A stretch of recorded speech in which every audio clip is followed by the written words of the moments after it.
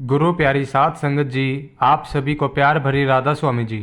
साध संगत जी, जब डेरे में भंडारे चलते हैं तो देश का ऐसा कोई कोना नहीं होता जहां से संगत डेरे ना पहुंचती हो। वैसे तो संगत की सुविधा के लिए बाबा जी ने पूरे देश भर में बहुत सारे बड़े और मेजर सत्संग घर बनवा रखे हैं, जिससे कि उन सत्संग घर के आसपास रहने वाली संगत को अपने शहर से इतनी दूर डेरे तक ना आना पड़े। लेकिन फिर भी बहुत सारी संगत ऐसी है जिससे मेरी बात भी होती है। उन सब का कहना है कि हमें डेरे जाकर ही सुकून मिलता है और वह कहीं से भी डायरेक्ट जाते हैं। जिनके पास फ्लाइट का बजट होता है वह फ्लाइट से पहुंचते हैं और बहुत सारी संगत ट्रेन का सहारा लेती है। भोपाल में एक प्राइवेट कंपनी में काम करने वाली एक लड़की और उसका परिवार शुरू से ही सत्संगी रहे हैं। लड़की के परिवार में इसकी मम्मी और छोटा भाई। लड़की के पिता का देहांत बहुत पहले हो गया था। लड़की की नानी शुरू से ही सत्संगी थी और जिस वजह से नानी के सत्संगी होने का प्रभाव लड़की की माँ पर भी पड़ा और लड़की की माँ ने भी नामदान ले लिया था। और जब घर का पूरा माहौल सत्संगी हो तो बच्चों पर उसका प्रभाव असर ज़रूर पड़ता है। लड़की का छोटा भाई अभी स्कूल की पढ़ाई कर रहा है, लेकिन उसने अपने सेंटर में ट्रैफिक की सेवा ले रखी है और हर रविवार को सुबह 6 बजे ही सेंटर में पहुंच जाता है और 8 बजे तक लड़की अपनी मम्मी के साथ अपनी एक्टिवा से पहुंचती है। जब पूरा परिवार सत्संगी हो और पूरे परिवार को अपने सतगुरु पर पूरा और अटूट विश्वास हो तो ऐसा परिवार की संभाल सतगुरु करते हैं। लड़की की नौकरी से उनके घर का बहुत अच्छा गुजर बसर हो जाता है। डेरे में भंडारे पर जाने के लिए इस परिवार ने प्लान बनाया और लड़की ने ट्रेन की 3 टिकट ऑनलाइन बुक कर दी। लेकिन शायद बाबा जी को इस बार कुछ और ही मंजूर था। जाने से 3 दिन पहले लड़की की मम्मी की तबीयत थोड़ी ख़राब हो गई। उनके पैर की एक नस दब गई, जिस वजह से उनका चलना बड़ा ही मुश्किल हो रहा था। साध संगत जी, इसमें भी बाबा जी की कोई मौज होगी। बाबा जी लड़की की मम्मी को शायद बुलाना ही नहीं चाहते थे, तो ना चलने की वजह से लड़की ने कहा कि मम्मी आप और भाई घर पर ही रुक जाओ, मैं अकेली डेरे हो आऊँगी। लड़की की मम्मी कहने लगी कि बेटा बहुत लंबा सफ़र है और तू एकदम अकेली कैसे जाएगी। तो लड़की कहने लगी कि मैं अकेली कहाँ हूँ, बाबा जी मुझे भोपाल स्टेशन से लेने आएंगे और डेरे तक छोड़ देंगे। यह सुनकर लड़की की मम्मी मुस्कुरा पड़ी और कहने लगी कि बेटा वह सब तो ठीक है और मुझे बहुत अच्छा लगा कि तुझे बाबा जी पर इतना विश्वास है, लेकिन फिर भी हमें खुद भी तो देख संभाल कर कदम बढ़ाने हैं।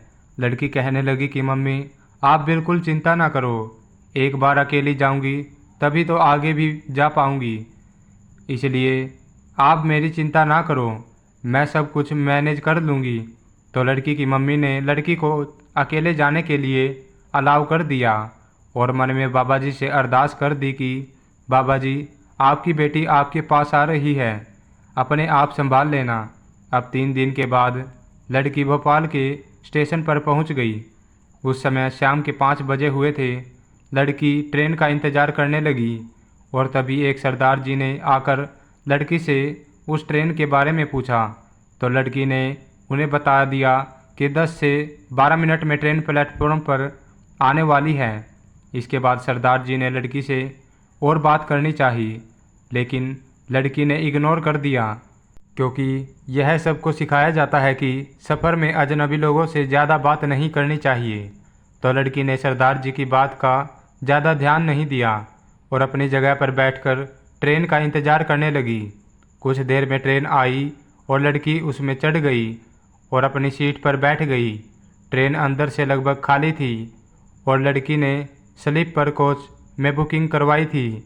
अपना सामान ठीक से रखने के बाद लड़की अपनी सीट पर बैठ गई और अपना मोबाइल चलाने लगी। ट्रेन अपने रफ्तार से बढ़ती जा रही थी। लड़की ने नोटिस किया था कि जब वह भोपाल स्टेशन पर ट्रेन की वेट कर रही थी तो उस समय इस कोच में लड़की के पीछे एक सरदार जी भी ट्रेन में चढ़े थे और वह सरदार जी इस कोच में कहीं बैठ गए थे। अब रात के लगभग 9 बज चुके थे। फिर स्टेशन पर ट्रेन रुकी और लड़की वाले कोच में 3 बदमाश किस्म के लड़के चढ़ गए और वह पूरे कोच में घूमने लगे। जब उनकी नज़र अकेली लड़की पर पड़ी तो वह तीनों बदमाश लड़की के सामने खाली पड़े सीट पर बैठ गए और लड़की के साथ बदतमीजी करने लगे। आसपास 1-2 सवारियां और बैठी थी। जब उन्होंने बदमाश लड़कों को ऐसा करने से मना किया तो बदमाश लड़कों ने उनके साथ झगड़ा करना शुरू कर दिया और कहने लगे, तुम अपने काम से काम रखो, नहीं तो चाकू मार देंगे। यह सुनकर दूसरी सवारियां भी चुपचाप बैठ गई। किसी ने भी इतनी भी हिम्मत नहीं की कि पुलिस को फ़ोन ही कर दे। जब लड़कों की बदतमीजी बढ़ गई तो लड़की ने अपने मोबाइल से महिला हेल्पलाइन को फ़ोन मिलाना चाहा, तो यह देखकर लड़कों ने उसके हाथ से मोबाइल छीन लिया और ऑफ कर दिया। जब वहाँ शोर हुआ तो वही सरदार जी जो भोपाल से चढ़े थे वह वहाँ आ गए और उन्होंने तीनों लड़कों को धमकाया, लेकिन वो लड़के 3 थे और उनके पास चाकू भी था, तो वह सरदार जी के साथ लड़ने लगे। सरदार जी वहाँ से साइड हो गए और सरदार जी ने महिला हेल्पलाइन में फ़ोन कर दिया और सारी का जानकारी दे दी। सरदार जी ने कोच नंबर, सीट नंबर सब बता दिया।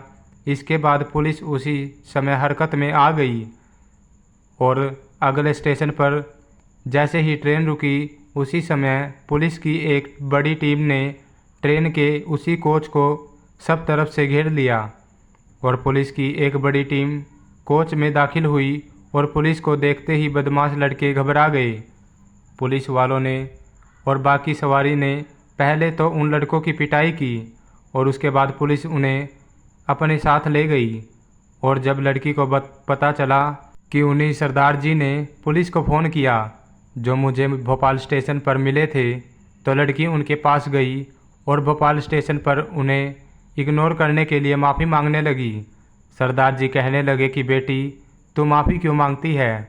मुझे तो खुशी हुई कि तूने एक अजनबी से बात नहीं की, यह तो एक बहुत अच्छी आदत है। इसके बाद लड़की ने सरदार जी से पूछा कि आप कहाँ जा रहे हो? तो सरदार जी कहने लगे कि मैं डेरे जा रहा हूँ, वहाँ मैं एक सेवादार हूँ। लड़की ने जब सुना कि सरदार जी डेरे से जुड़े हुए हैं तो लड़की खुश हो गई। लड़की ने पूछा कि क्या आप भोपाल में रहते हो? तो सरदार जी ने बताया कि वह डेरे में ही रहते हैं। यह सुनकर लड़की ने पूछा कि फिर आप भोपाल किससे मिलने गए थे? तो सरदार जी कहने लगे कि मुझे तो हुक्म हुआ था भोपाल में कोई सेवा करनी है, इसलिए मैं यहाँ आ गया। उस समय तो लड़की को समझ नहीं आया कि सरदार जी क्या कहना चाह रहे हैं, लेकिन जब ट्रेन डेरे के स्टेशन पर पहुँच गई और उसके बाद सब वहाँ उतर गए तो लड़की के मन में आया कि भोपाल सेंटर में तो कोई सेवा चल ही नहीं रही। फिर सरदार जी कौन सी सेवा करने के लिए भोपाल सेंटर में आए थे। लड़की ने सेवादार जी को स्टेशन पर ढूंढना शुरू किया, लेकिन वह सरदार जी कहीं नहीं थे। लड़की ने सारी बात अपनी मम्मी को बताई। लड़की की बात सुनकर पहले तो मम्मी घबरा गई, फिर लड़की की माँ ने बताया कि बेटा, सरदार जी सेवा की बात कर रहे थे, वह तेरी संभाल करने की सेवा के बारे में बता रहे थे, लेकिन तू समझ ही नहीं सकी। यह सुनकर लड़की हैरान हो गई और रोने लगी कि बाबा जी खुद किसी और के रूप में मेरे पास बैठे रहे और मैं उन्हें पहचान भी नहीं सकी। लड़की ने बाबा जी का बहुत शुक्र किया और खुशी खुशी डेरे में चली गई। साथ संगत जी, इस वीडियो से हमें एक तो यह बात समझ आई कि बाबा जी अपनी संगत के साथ हमेशा हैं। संगत की संभाल करने के लिए बाबा जी किसी न किसी को सेवा करने भेज ही देते हैं। और दूसरी बात, महिलाओं को सीख लेनी चाहिए कि अगर कभी अकेले सफ़र करना पड़े तो अपनी लाइव लोकेशन अपने घर, अपने सगे संबंधियों को भेजकर ही सफ़र को शुरू करें। और सरकार ने 4 डिजिट का एक नंबर 1091 महिलाओं की सुरक्षा के लिए जारी कर रखा है। उस नंबर को आप अपने मोबाइल में इमरजेंसी नंबरों में सेव करके रखिए। कोई भी इमरजेंसी होने पर इस नंबर को डायल करें। पुलिस उसी समय एक्शन लेती है, खुद की सुरक्षा भी करे, और अगर आपके सामने ऐसा कुछ हो रहा है तो दूसरों की भी मदद ज़रूर करें। अगर हम अपने सामने क्राइम होता देखकर भी पुलिस को भी फ़ोन नहीं करेंगे तो अगली बारी हमारी होगी। मालिक भी हमारी मदद करने तभी आएंगे जब हम खुद थोड़ी बहुत कोशिश करेंगे। साथ संगत जी, इस घटना से हमें एक चीज़ और भी समझने की ज़रूरत है कि अगर हम सोच कर बैठ जाएं कि हम तो लापरवाही से ही कदम बढ़ाएंगे, आगे बाबा जी अपने आप संभाल लेंगे, तो हमें ऐसी सोच नहीं रखनी है। विश्वास अपनी जगह है और संभल कर कदम बढ़ाना अपनी जगह है। बाबा जी कहते हैं, तुम एक कदम सही और ढंग से बढ़ाओ, मैं 10 कदम तुम्हारी तरफ बढ़ाऊंगा। साथ संगत जी, इसी के साथ मैं आपसे विदा लेता हूँ। अगर आपको वीडियो अच्छी लगे तो वीडियो को ज़्यादा से ज़्यादा शेयर कीजिए और कमेंट में राधा स्वामी लिखकर अपने शहर का नाम ज़रूर से लिख दीजिए, जिससे कि हमें पता चल सके कि बाबा जी की संगत शहर की किस किस कोने से हमारी वीडियो देख रही है जी। साथ संगत जी, मिलते हैं नेक्स्ट वीडियो में, तब तक के लिए राधा स्वामी जी।